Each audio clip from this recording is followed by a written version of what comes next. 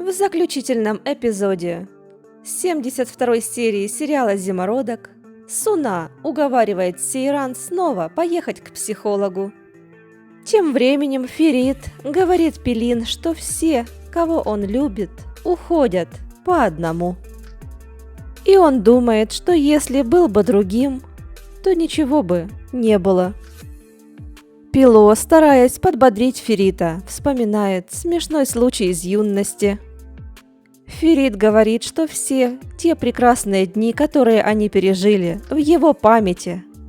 Далее он просит показать ее руку и восхищается, как она ловко бросилась его защищать.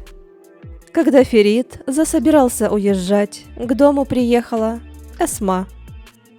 Узнав от Мазлуна, что Эсма ушла наверх, Ферит с Пило поспешили за ней. Ферит рассказывает тёще, что пришел поблагодарить Пелин. А Эсма говорит, что лучше бы Зрин не забирала заявление. Тогда бы она их здесь не видела. Далее она сообщает Казыму, что разводится с ним и теперь будет жить только для своих дочерей. «Я потратила на тебя всю свою жизнь, а ты не то чтобы мужчиной, но даже человеком стать не смог», — сказала Эсма Казыму. Зрин она желает нести ношу, которую та на себя взвалила, до конца. И говорит, что благодарит только Аллаха, который не дал ей стать преступницей.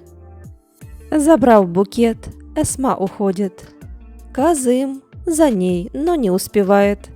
Ферит рассказывает, что ее увез водитель, и он странно на нее смотрит. «Да это же Мазлун, сейчас я ему позвоню», — говорит Казым.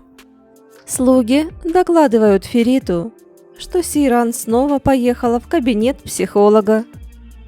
На приеме Сейран рассказывает специалисту, что не может заставить Ферита проживать такую жизнь и не хочет на его лице видеть фальшивую улыбку.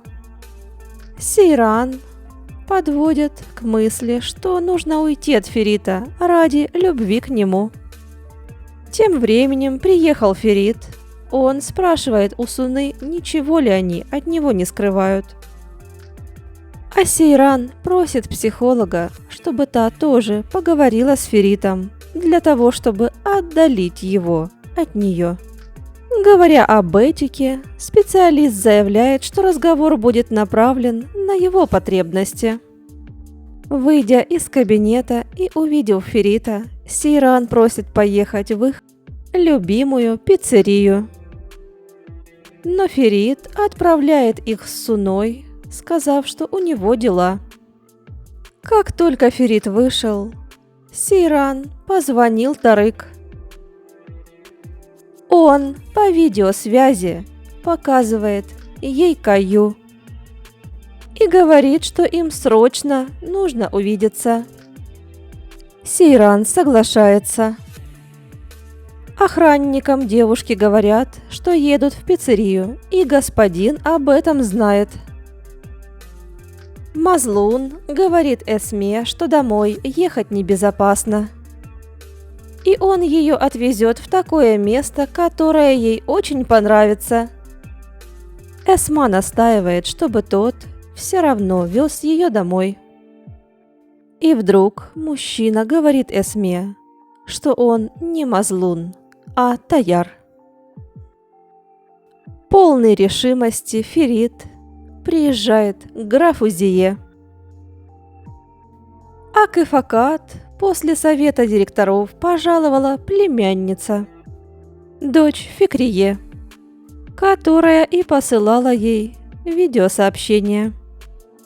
«Ты что думала, моя мама такая же бесполезная, как и ты?» — говорит девушка.